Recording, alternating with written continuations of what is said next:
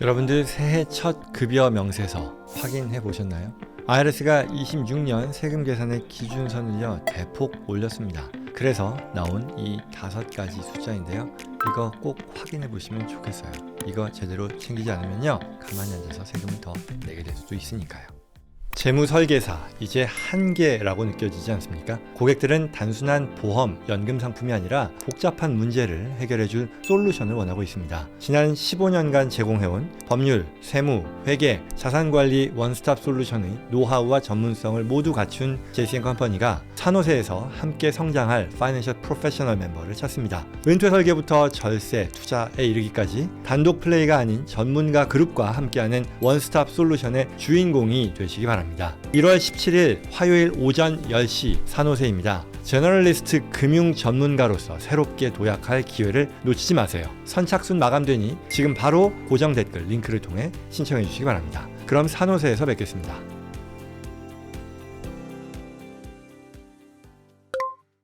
많은 분들이 세법 개정 뉴스에 귀를 기울입니다. 세율이 오르느냐 내리느냐 이런 것들을 보시죠. 하지만 진짜 아는 사람들은요 인플레이션 조정, 인플레이션 어저스먼트에 주목합니다. 물가가 오르면 그만큼 화폐 가치가 떨어지는 거니까요. IRS는 매년 세금 부과 기준 금액을 조정합니다. 올해는요 물가 상승을 반영해서요 또 그 기준선이 대폭 올라갔습니다. 이게 무슨 뜻일까요? 작년과 똑같이 벌었어도요 올해는 세금을 덜 낼 수 있다는 얘기입니다. 반대로 이 바뀐 숫자에 또 맞춰서 세팅을 제대로 하지 않으면 아까운 내 돈이 또 IRS에 팁으로 주게 되는 상황이 될 수도 있으니까요. 꼭 챙겨야 되는 그런 내용 한번 살펴보겠습니다.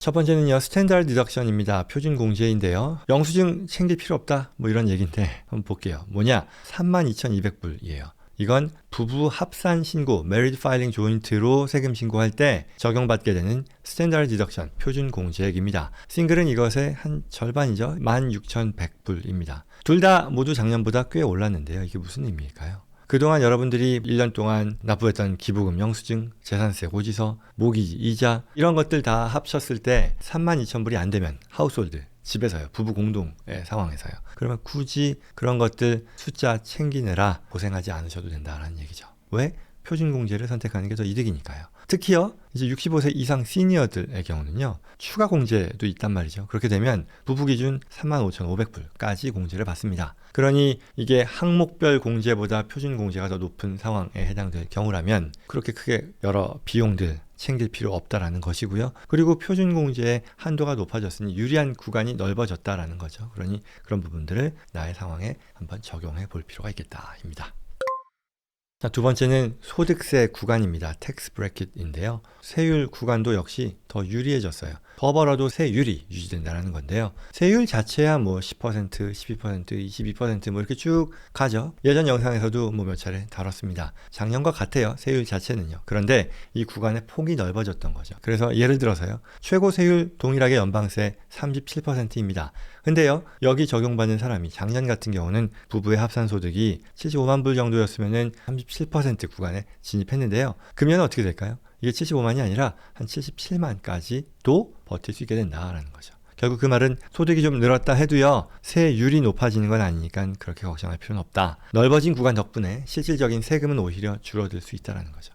이걸 브래킷 크립 이렇게 딱 바뀌는 그런 것들을 방지한다는 건데요. 내 연봉이 어느 구간에 걸쳐 있는지 한번 확인해 보는 게 좋겠습니다.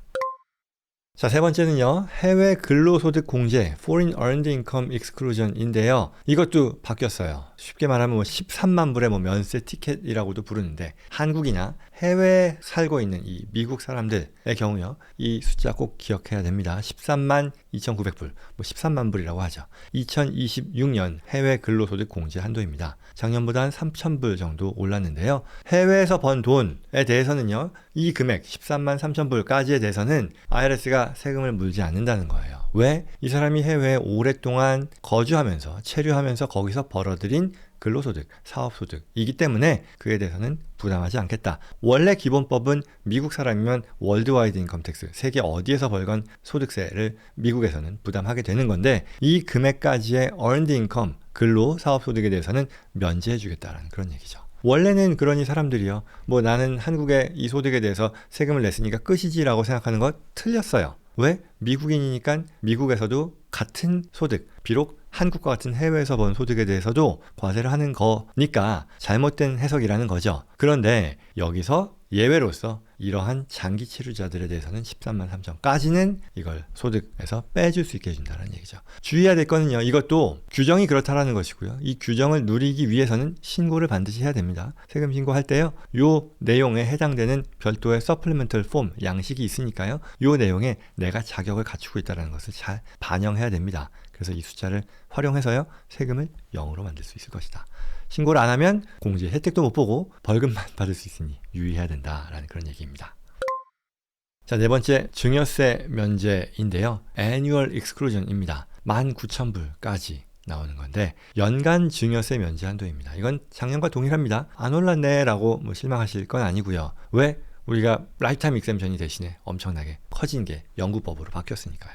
아무튼 일단 19,000을 얘기를 하자면요. 부부가 있어요. 근데 자녀가 한 명이 있어요. 그러면 엄마가 19,000, 아빠가 19,000 합쳐서 38,000불까지는 세금 신고 없이 증여할 수 있다는 거죠. 만약에 자녀가 결혼했다면 어떻게 될까요? 며느리 또는 사위에도 똑같이 줄 수 있다는 거죠. 그러면 만약에 엄마, 아빠가 있고 아들이 있고 며느리가 있어요. 그러면 아빠는 아들에게도 19,000, 며느리에게도 19,000. 그죠? 엄마도 아들에게 19,000, 며느리에게 19,000 하는 거죠. 그러면 부부가 다음 세대로 76,000불까지를 아무 걱정 없이 넘길 수 있다라는 그런 얘기죠. 그래서 이런 것들을 꽉꽉 채워서 쓰면 그 이상의 증여 상속에 대해서는 우리가 라이프타임 익셈션을 쓰는데 그걸 아예 소진하지 않고 증여를 잘 진행할 수 있다라는 거죠.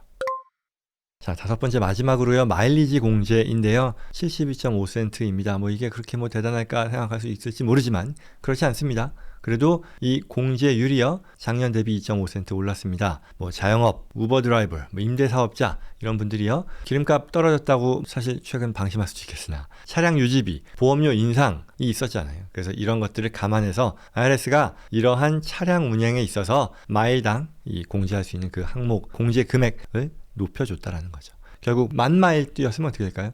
7,250불이 비용 처리할 수 있다는 얘기죠. 영수증 모을 필요 없다는 거죠. 은행 일지만 있으면 되는 겁니다. 티끌모아 태산일 수도 있는데요. 이런 것들 잘 확인해서 관리하는 그런 앱을 사용하실 수도 있겠고요. 그래서 꼭 챙기면 좋겠다입니다.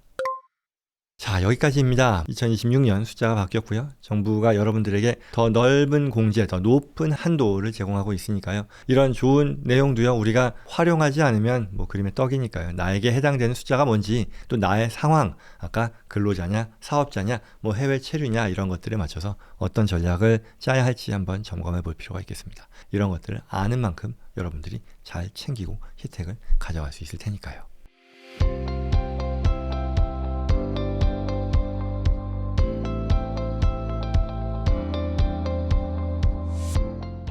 자, 오늘 내용 여기까지입니다. 도움이 되었길 바라고요. 오늘 주제와 관련해서 도움 추가로 필요하거나 저와 제이슨컴퍼니 전문가들과의 상담을 희망하시는 분들은요. 영상 더보기란 또는 고정 댓글에 있는 연락처로 연락 주시기 바랍니다. 구독과 좋아요로 다음에도 꼭 필요한 정보 놓치지 마시고요. 주변 분들께도 전달될 수 있도록 도와주시기 바랍니다. 고맙습니다.